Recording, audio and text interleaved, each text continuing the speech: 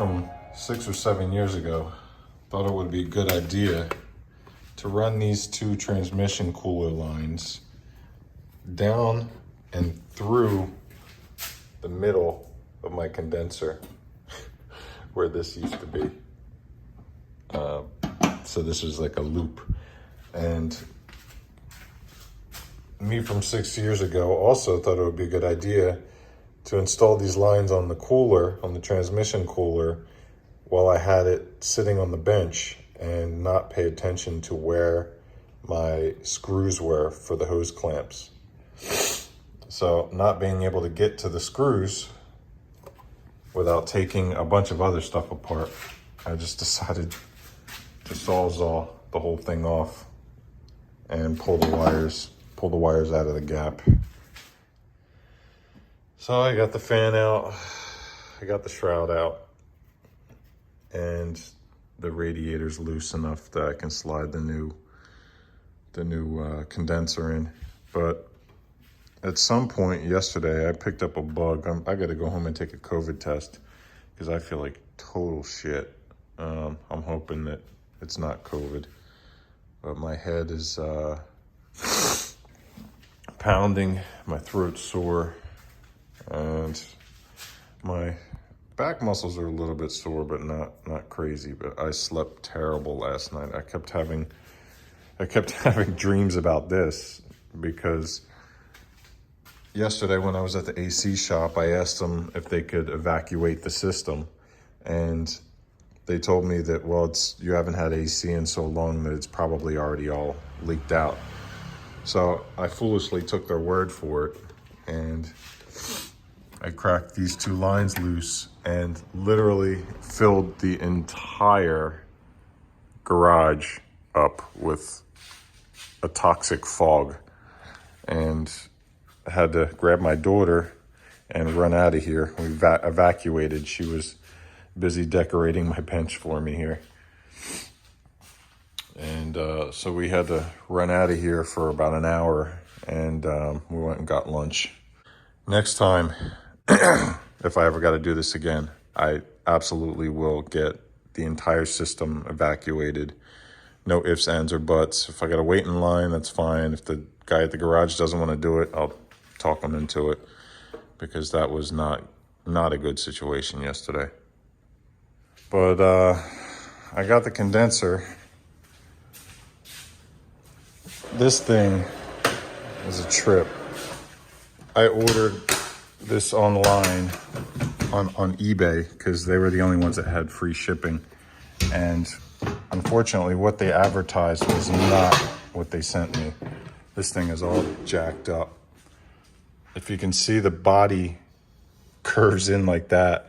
When I got the box, there was a giant dent on this side, which is strange. So they must have boxed this with the body already bent like this. But that dent in this side of the box actually pushed this fitting in. I had to bend this back out to 90 degrees. This was all the way, like this face of it was all the way down here. So those were bent, and there's a bunch of little dents in the fins, which is not that big a deal. But I'll put this one next to my old one to show how much better quality my old one was. This is the old one. Nice, strong flange on the bottom. This is the new one. These little brackets are just brazed and pop riveted on the last rung of whatever. It's just some sort of, it's not support. As you can see, when the box was on its way, at some point it took a shot. Yeah, this one. You can see all the fins are bent in because this bracket got pushed up inside. And yeah, the quality of this one is just nowhere near the quality of that one when I bought it. That one's got, you can see how the brackets are attached on the top. This one's actually got bolts that, the bracket bolts into this nice thick support. On this one, the support is it's less than half the size of the support on that one, and these are just pop riveted. These brackets are just pop riveted on. And yeah, they're not even brazed, I don't think. Just pop riveted. But so when I got this one, I reported it to eBay, and they gave me a full refund on it. But when I pulled these caps off, it actually was still holding air. And when I bent the tubes back out, they didn't snap, and they sort of unkinked themselves. They weren't fully kinked, but so, you know, rather than order another one and have to wait for another 2 weeks for it to get here international, I think I'm just going to throw this one in for the time being and hope for the best. So y'all need to hide your kids, hide your wife.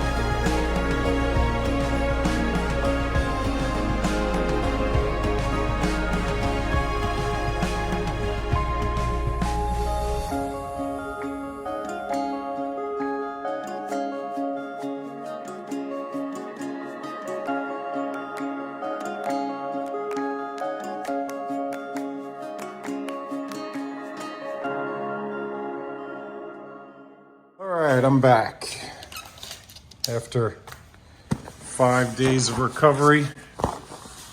It's not too bad considering. 2020 would have been a lot longer probably, but I have no idea where I even left off. I got a mystery package sitting on my desk in the office. My condensers are still where I left them, and everything is still torn apart in the middle of the garage. So, where to start? Well, for starters, I don't know what this chalky coating is on the inside of my hose that I just noticed. I didn't notice that when I was pulling everything apart to get the condenser out. But I'm gonna have to look into that. I don't know what that could be. As I said earlier, everything on the front of the engine, the water pump, thermostat housing, anything having to do with cooling is new on this Jeep, except for the radiator. But the radiator doesn't leak. I don't know, maybe I got some contaminated coolant in there. The last time I filled the radiator, the last time I filled the coolant system, it was, I think I put distilled water and antifreeze, a combination of the two. So I'm not exactly sure what would cause that. Maybe somebody can chime in here. I'm gonna have to go and do some research about that, but I hope it's not rust coming from inside this radiator, because that's the only thing left. So coolant overflow, fan and shroud, and then there are 4 bolts on the that hold the radiator in. They're 10 mil. So there you have it.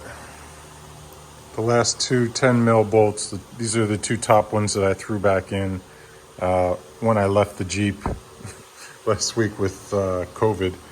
But yeah, you got these 4 bolts that hold the radiator in. You get those out, and I put a bungee cord on this side up over the grill support bar, just to support that end of the radiator.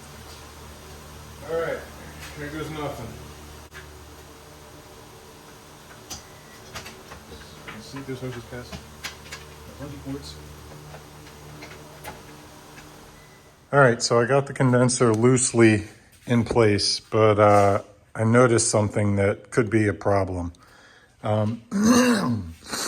If you look at, this is the condenser I pulled out. If you look at how far out away from the body of the condenser this fitting is located, in other words, the distance between, you know, this face here in the body of the condenser.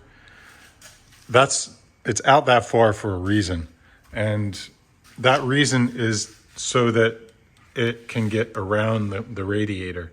And I'm noticing that the new condenser isn't quite as wide. That gap isn't quite as wide. So right now the radiator is sort of slumped down, but even when I lift it up to where the bolt holes and the holes in the radiator are lined up with the bolt holes in the grill, this condenser's fitting still is not able to, this back edge right here is supposed to be able to be on the inside of the radiator, and it's not quite making it.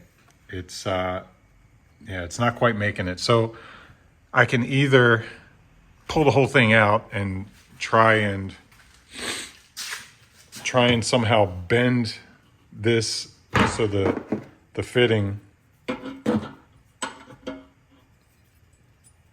comes forward and gives me more room to slide the radiator in behind it, or I can get in there and just try and bend the whole thing out slightly so it doesn't need to be behind the radiator. So the radiator doesn't need to slide behind it. Another thing I wanted to point out was a pet peeve of mine, which is different size bolt heads. The bolts that came with this condenser. What the hell are you talking about? Earlier on, we didn't realize that brain fog was going to be such a big issue with the lingering effects of COVID-19. What I meant to say is the bolts that were holding the old condenser in, but cut me a break, it's my first day back, are 1/4-20 thread, but they have 11 millimeter heads. And it's kind of dumb to put 11 millimeter heads, if I don't have to put 11 millimeter heads back in to put this condenser in, when the majority of the smaller bolts, the bolts around this size in the engine compartment and throughout the rest of the Jeep, are 10 millimeter head. Picture a scenario where you walk up to the Jeep and you got to take something out. You take a look at that bolt. Think of how much more convenient and comfortable it is to look at that bolt and say, yeah, that's a 10 millimeter. Come over to your bench, grab a 10 millimeter socket, and then just walk over to the Jeep and draw the bolt out or tighten the bolt down, instead of grabbing the 10 millimeter, coming over here, trying it. Crap, it's it's 11 or it's a 12 or it's a 8 or a 9, and then having to go back over to the bench and back to the Jeep. All that time, that's just wasted time.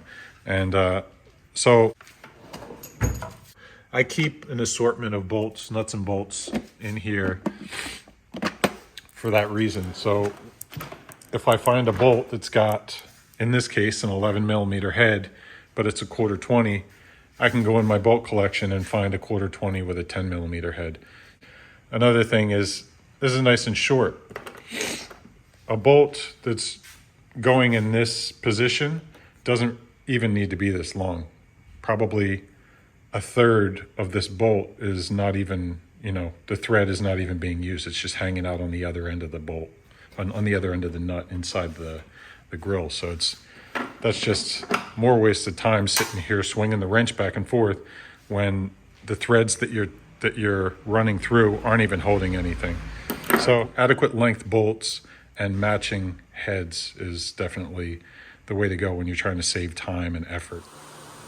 And so in that vein, and because I'm trying to ignore the voices in the back of my head saying that this condenser needs to go in the trash, I went through the rest of the bolts in the area that I'm working and checked all the head sizes, and I realized that while the radiator bolts are 10 millimeter head, the shroud are also 11 millimeter. So I went back to my toolbox and I got some matching 10 millimeter head bolts with just with free washers, and I'm gonna get rid of these 11 millimeter heads. These will go in my spare bolts bin. And so my radiator bolts, 10 millimeter head, radiator shroud bolts, 10 millimeter head, condenser bolts, all four, top and bottom, 10 millimeter head. So everything in this general area, 10 millimeter head, and I'm not going back and forth looking for a 10 millimeter, 11 millimeter, 9 millimeter. I know without having to guess. All right, so here we are underneath the Jeep looking up at the condenser, and I just realized something that I couldn't have seen from above. I needed to have eyes down here, but if you can see, these are the tubes, the side tubes that feed into the Jeep's air conditioning system. These tubes are actually supposed to be on the front side of this flange. They're supposed to be in this area right here. And when I was sliding the condenser down, I didn't realize I was on the back side of that flange. So I need to unbolt the condenser, pull it up, and then slide it back down so these tubes are on this side. The reason I noticed that actually was that I came down here with my two 10 millimeter bolts to bolt the bottom flanges of the condenser, and I realized that I'm miles away from where it's supposed to bolt to the front grille. All right, I gave it my best shot. I just was not able to get the condenser past that flange with the things the way they are. With the coolant lines I spoke about earlier, how I had the coolant lines on the old condenser. I had the coolant lines running inside this loop, and that saved me some space. Made things more difficult for getting the condenser out, but it saved me space over there. I just don't have that option with the configuration of the hoses on the tubes on this one. So I decided, instead of running the transcooler lines around the side of the condenser and the radiator, I just cut all the zip ties off of the lines. I'm going to pull them off of the transcooler and reroute them. I'm going to bring them out and zip tie them together up here, and then turn them 90 degrees and take them straight down. So once I do that, I'll have a little bit more room to play over here. Hopefully with that extra room, I'll be able to sort of finagle this tube past that flange and get this thing to where these two flanges will bolt to the bottom of the grill support, of the grill underneath there. I don't know if that's going to solve, I doubt that that's going to solve the issue of my radiator not being able to slide behind these fittings. I think that's more of an issue of these fittings, just not being configured correctly for the radiator in a Jeep. So I'm going to try and put a little bit of pressure on these and bend them so the fitting can come up a little bit, and I'm going to angle it out a little bit. We'll see if that works, because I'm really, this is supposed to be an afternoon job, and I'm pretty much to the point where I'm sick of playing around with this thing. It's not supposed to be this difficult to just replace a condenser. You know, this is what you get for, you know, buying shit on eBay made in China. Granted, this one was made in China probably, but by a much more reputable factory, because this one is, the difference between this piece of garbage and the one that I bought 7 years ago is night and day. I feel like I maybe need to put a disclaimer in here. I feel like I'm kind of going hard in the paint on China. I don't mean the Chinese people. I mean, I'm married to a Taiwanese woman. Taiwan is not China, but there are, you know, half decent products that come out of China. There are decent factories in China too. Problem is, there are way too many factories in China, and a lot of those factories are manufacturing subpar components, aftermarket stuff, and reproduction stuff for vehicles, and a lot of those companies give the other factories that are producing decent stuff, they give them a bad name. So when I say shit from China, I mean the shit from China. I don't mean everything from China is shit. A lot of it is, but not all of it. All right, fast forward a good bit of time and a few cursing fits. I could not get these lines, these transmission cooler lines off. I wound up I screwed the thing, I pulled the whole thing out, screwed it to these 2x4s, thinking that I would be able to just grab a hold of these lines and really yank on them. I still couldn't get them out because of these fittings. These fittings have sharp teeth on them, and they really, really grip hard. So I wound up just pinching off the line with, I wrapped a rag around it and pinched it with some vice grips and cut it off, and then shoved a bolt in there and put the hose clamp back on. So that one's cut. I got to cut the other one. I wound up just cutting them with a shop knife. Okay, here we go. I got the transcooler loosely fitted back in, just hand tightened. I got the lines down here. I just sort of fed them up from underneath the radiator and pulled them through the grill here. I just got them sitting here. I don't want to put them on the cooler yet. I want to fit the condenser first and make sure that I want to have maneuverability in those lines. So what I'm looking to do now is slide the condenser back in here. Now that the left side of this area over here is clear, I need to get the condenser back in here and slide it on this side of that flange. Casting a shadow. That flange right there is the problem. I need to get the condenser, that one tube, this tube here on the condenser, to slide on the outside of that flange right there. So over here. So, all right, so here we are again under the Jeep, and this is just comical. As you can see, I was successful at getting the condenser to fit behind that flange. That's the flange right there. So I'm good there. Problem is that these shitty brackets on the bottom, the holes in the brackets are about 1/4 inch off down here. And I don't know if you remember earlier in this video, me talking about how the entire body of this condenser was bent, sort of curved like this. And this issue here is because of that curve. So I figure it's light aluminum. I'll just grab a hold of it and pull it, in line with those holes, so I can sneak a bolt in there and hold it temporarily.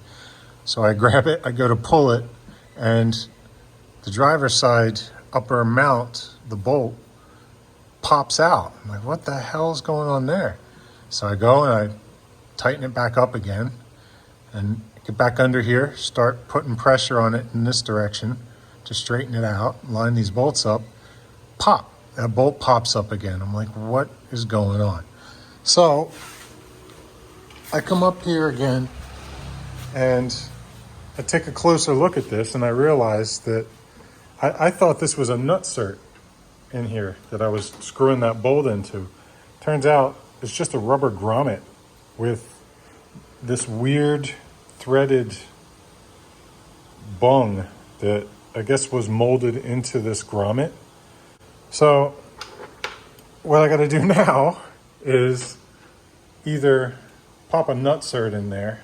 Probably I might do that. I don't know if that diameter's, I think the diameter's going to be too big for a nutsert. Or I can just grab a grommet from my grommet jar and send a grommet in there and maybe pinch it with 2 washers, and I'm going to have to hold a nut with my wrench underneath through the grill so I can tighten the bolt down on the top. I'll probably just do that. I think that hole is too big for a nutsert anyway. The quest continues. All right, so I'm well aware that this video has reached the point of parody, but I'm going along with it just for the hell of it at this point. So I opened up this hole with my Dremel, just a hair. I got some 5/16 cap screws that I'm gonna put in. So what I'm gonna do is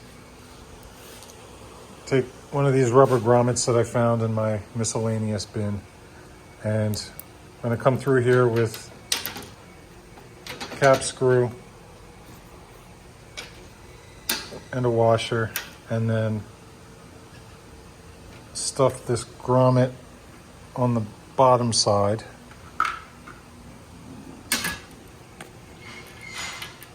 Bear with me, this is kind of hard to do with one hand. Stuff this grommet up on the bottom side. And I had to smack those top brackets around a little bit and show them who was boss, but I got them bent up enough to get these bottom bolts in.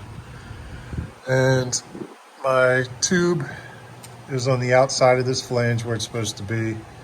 The fitting somewhat fits, wraps around the radiator. The radiator's in place where it should be. And the lines for the Jeep more or less meet up with the fitting on the condenser. So it's in. I got to replumb these lines, reroute these lines to the oil cooler, and I'm done. So here we are. Transmission cooler's in, condenser's in, radiator's back in. The coolant lines are on the fitting, and it would appear that all I need to do is put the fan and the shroud back in and put this hose back on and clean up. Oh, put the overflow tank back in. That's what it looks like, right? Well, after all that I went through, you see how I got the fitting past the radiator? I was real happy with myself. See, when I got all this together and I went to hook up the coolant lines to the fitting, mainly this coolant line was the problem. This top line is flexible, so that's not a problem. But this line here, I was having trouble getting it to line up with the hole in the fitting, the receiver, I guess, on the condenser. So what I wound up doing was I wanted to get it. It was so close to being past the radiator. So I figured to myself, what could it hurt? I'll reach in here with a nice soft piece of wood, lean it up against those two tubes, and just give it a nice little tap with my rubber mallet, as soft as can be. So I gave it a smack, and all of a sudden, this whole fitting popped right into place. But what I didn't realize was something else popped. So you remember these two lower condenser mounting bolts? Well, I didn't record it, but I fought with those things for the better part of 20-25 minutes, trying to get them to thread into the nuts in the front, in the grill. Well, when I took that piece of wood and rubber mallet and I gave the fitting, the tubes on the condenser a tap over here, and I got it to pop past the radiator, this is what else popped. These two bolts popped out of what I thought were nuts in the grill. You know what they really were? Those same rubber bushings that I had on the top of the grill. So there's two of these, and the bungs popped out of both of them. There's the one, and there's the other. But why? Why would you do that? Why would you do any of that? Well, I guess that's it for this installment of Zen in the art of Jeep Wrangler maintenance with cheap Chinese parts and coronavirus. I think I'm gonna go drink some friggin' bleach. You didn't think I was gonna give up that easy, did you? I got it done, more or less. I was able to get those grommet bungs to work after all. After doing a little research, turns out that I'm the stupid one. These grommets actually have a specific purpose. They're designed to cut down vibration that goes into the condenser to basically keep it from cracking. Turns out I was putting the bungs in the wrong end of the grommet. I had them close to the surface up here, so when you put the bolt in, it's just popping it out of the top of the grommet. I was actually supposed to have it underneath. I realized that when when I went to order new ones on Amazon, which I did order. This is actually what my problem was, is that these tubes were so far out of whack that when I was bolting my Jeep lines to the fittings, my lines on the Jeep were actually pulling in this direction, which was putting force on the bottom grommet bungs. And so that's what was pulling them out. It was, my Jeep was literally pulling the condenser into the radiator.